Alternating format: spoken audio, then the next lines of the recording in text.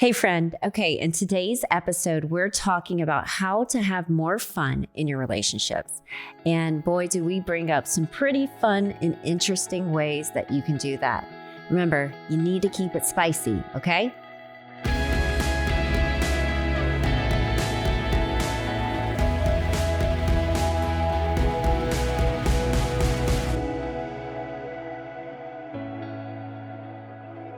Well, hello, Mr. HP. Holla. I'm feeling sassy because we're talking about how to have fun in your marriage today. Uh-oh. Yeah. You have to change the rating to this one. I know, right? Sometimes your ideas of fun are different. So I'm Sam. I didn't introduce myself. I'm like flustered. I'm thinking about having fun in my marriage. And we do have to dissect some mindsets and some concepts. But overall, we were just kind of brainstorming and thinking about how this feels normal now for us. Like it feels normal, right? To we look forward to that time together. We are intentional about seeking each other out in the day, whether it's for a quick hug or date nights or pat on the butt. Yeah, the things. But it wasn't always natural to us. In fact, at one point of our relationship where we really decided to pivot. It is. I'm sorry. It is kind of funny. What? I actually do. I think I've conditioned. Now my kids walk by. Oh, even they do. The 2-year-old and pat you on the butt. Like that. They think that's a thing. Yes. Yeah. Anyway, it's like this certain age range, and then they realize, oh wait, that's a dad thing, and then they stop. But it's cute. The 2-year-old definitely. Yeah. So, anyway, but there was a point in our marriage, especially, we talked about this in our first couple episodes. Our marriage we fell in love, but our marriage wasn't always, the best. Yeah, you had its struggles. But I had issues. You got issues. That's a song, I think, right? I just want to burst into song one day. Oh my goodness, I squirreled you. All right, focus. Well, it was an argument we were having way back when. And I remember you saying, we're just glorified roommates. We were basically friends with benefits, And that really struck me at the time. I was like, whoa, he's right. Like we worked together. We were running a business together. We were parenting a child together.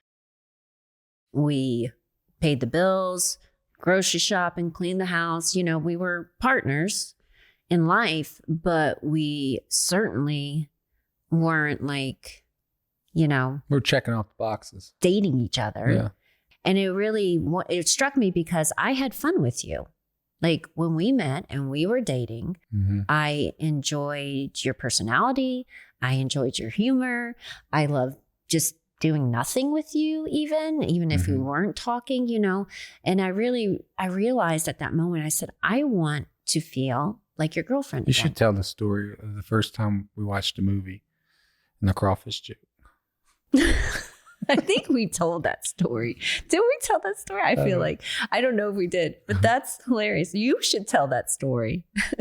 You need to tell that story now. Was that the first time because now people are like, what is crawfishing? What does that mean? So this is how silly I actually am.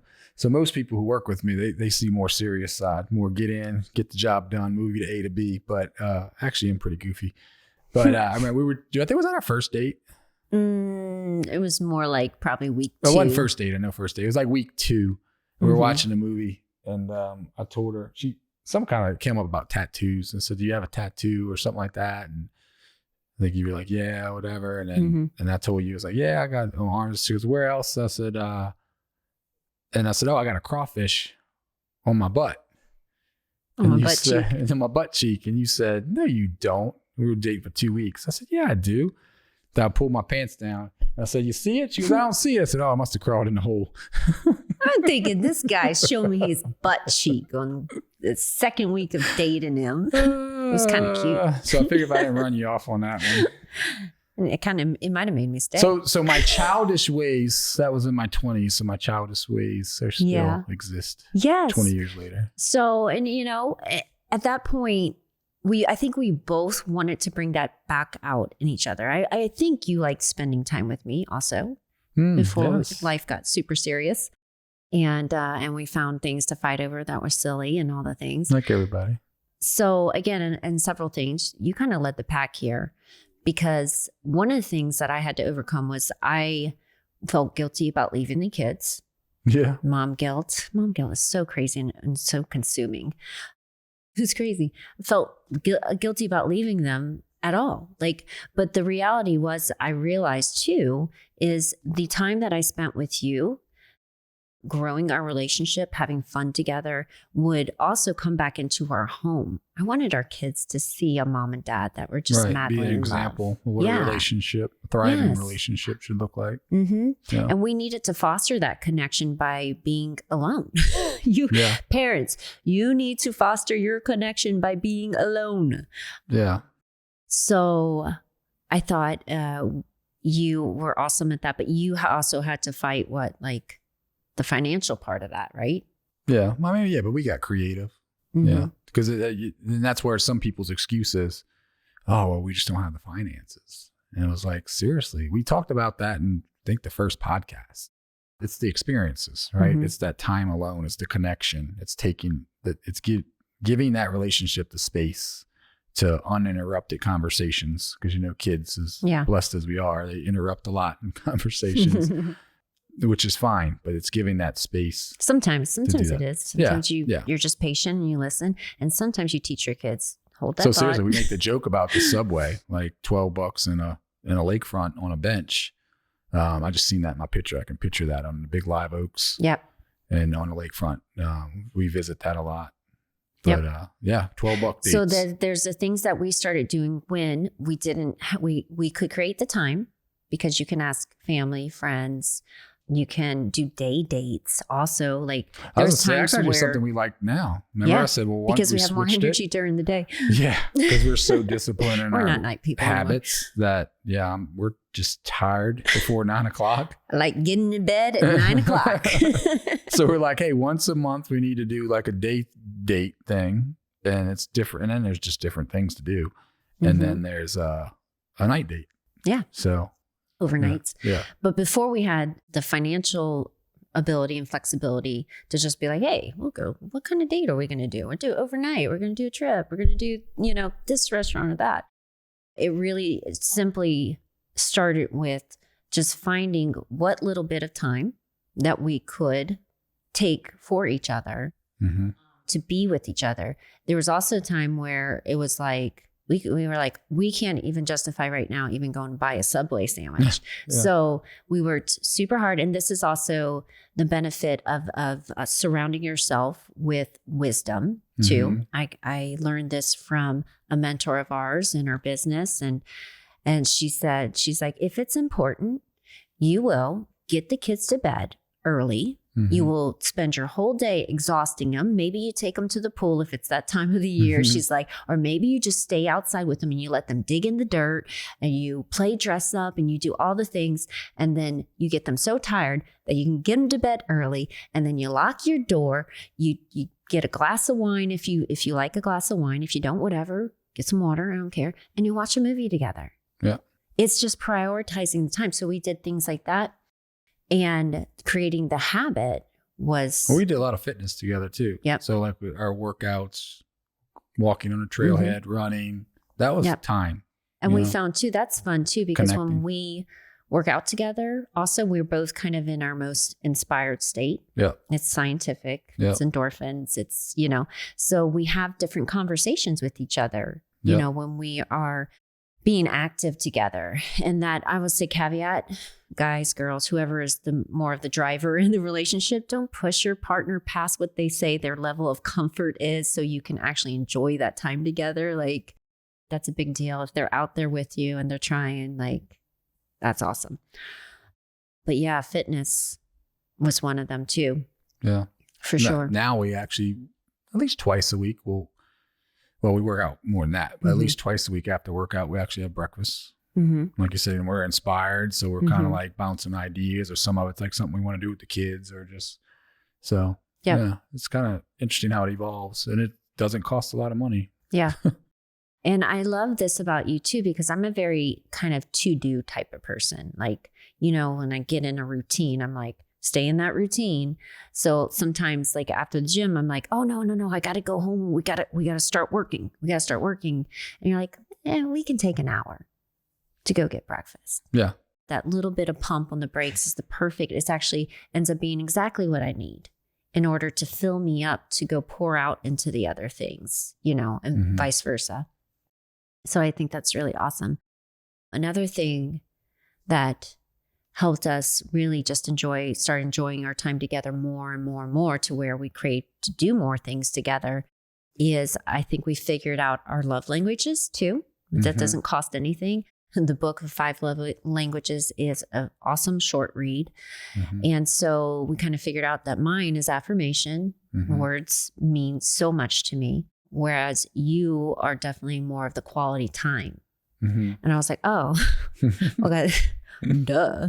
He wants to date me. Like he wants to be with me. Like this is valuable to him. And just being still with you, I learned like, even if it's not just going somewhere, it's just taking the time to sit next to you, to look you in the eyes, to hear you. You can't stand not being heard. and you know what?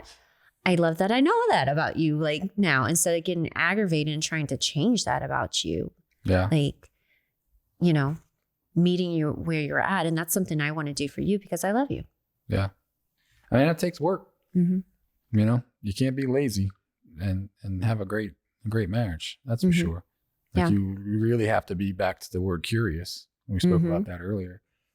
You got to be curious about what makes them tick and what's important to them. And really work towards that. Yeah. And then condition that to be at. And then it becomes a habit too. Yep. Right? A positive habit for them. Yeah. And notice, I would say, like taking the time to notice that your spouse is improving and that they're wanting that time with you and they're wanting to show you love in a way that you can understand, it's so important. As our freedom and our time grew, that we had more flexibility.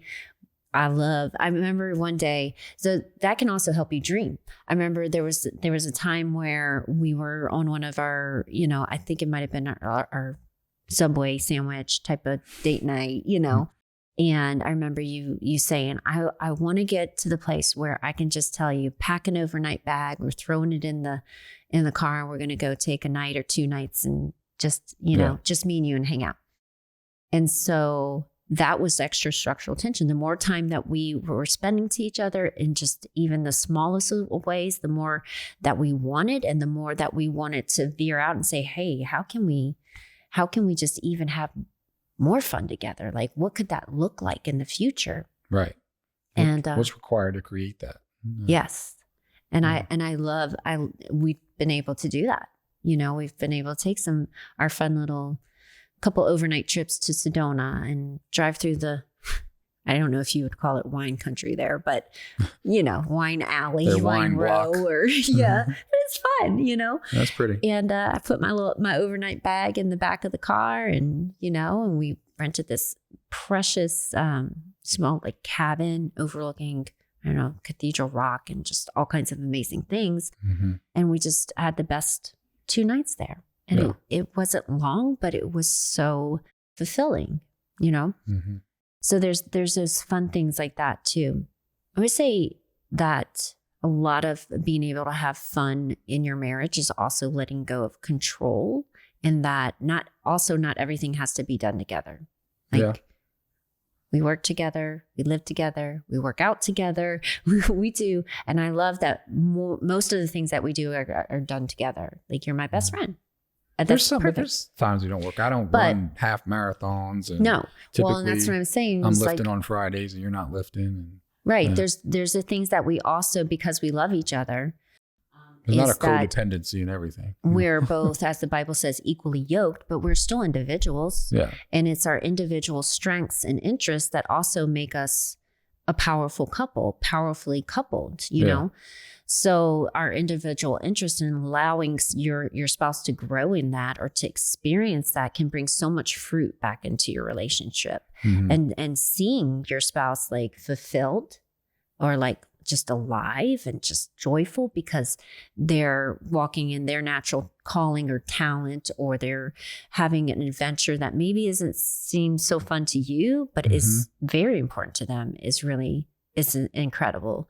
So I just have this love and interest for running, and the more that we're here in this beautiful state of Arizona and this incredible weather, and the more that I value my health for the long run of just who I want to be, I know that I get that from running. And I also specifically love the 13.1 half marathon distance. I don't know what it is. I can't explain it to you, but it's like the perfect distance for me. And for a lot of other people, like, no, thank you. For you specifically. And as I was approaching my 40s, I decided, I was like, I let that go at some point in my life. And it was really, running is really something that just makes me feel like the best me.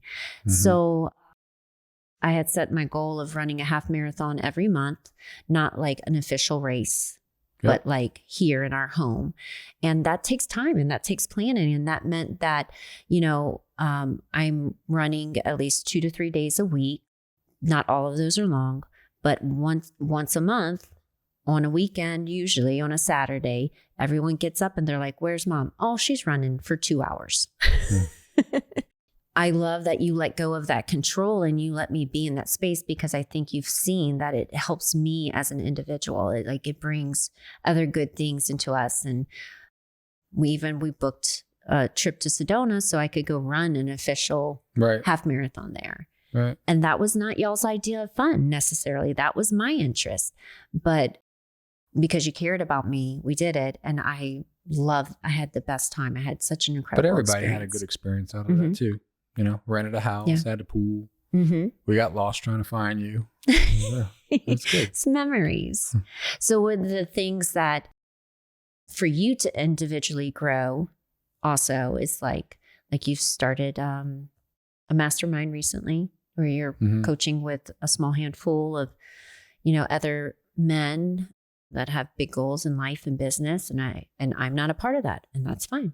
You know, I had to run you off the other day. Yeah. I did walk outside and get shooed. Get woman. That's okay. Then I text you and say, "Can you please bring me a pen?" Yeah. That works. Thank you. With a little "I love you." Yep. Kindness goes a long way in your marriage too, I have to say. But something for you that I've noticed that you need is you just need your downtime. You value having time to go be just by yourself. And it's usually something simple. It could be reading a book or listening to a podcast. It could be watching a Western. You and these Westerns. And it's like, I don't get that. Because it brings me back to when I was I watch some of them sometimes with you a little bit. And then I'm just like, no, I can do other things. But that's okay. You know what? I know you need that. And I value that about you. And I notice that when you get your downtime, you're restored and bring more to our family and our relationship. My battery needs a little more charging. Yeah. Now you didn't understand it, but now you appreciate it. Yeah, definitely. Yeah. My battery needs a little more charging and you appreciate it.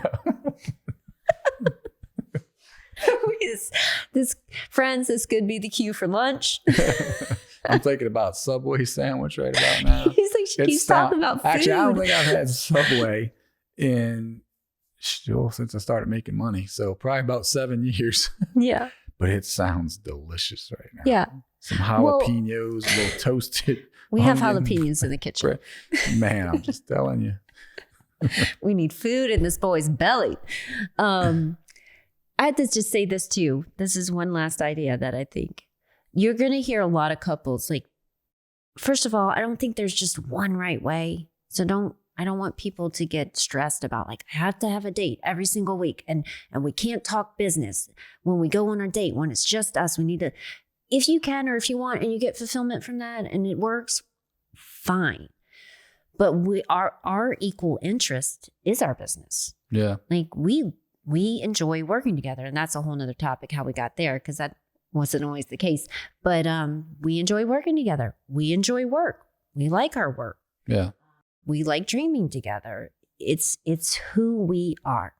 I mean, if you're serious and creating what you want to create, then that vehicle, whatever it is, that business, whether you're doing it together or not, whatever it is, then it's kind of important. So it's probably going to come up, especially if you're operating at a level to actually make the dreams come true, then it probably should come up. Yeah. And we talk about the kids sometimes. We avoid topics that are tense. So I'll say, yeah. Anyway, I'll say that for another time. I just was laughing. Sounds good. No, it's just the kids. We always just these one-off things, like I said about them patting your butt, because they see me pat your butt all the time. But I walked into this is totally off the subject, but I just thought it's adorable. And this is how we do during the day. Oh, it's adorable. I walked in and I heard Smila in her bathroom, and I heard her say, "It's breakfast time."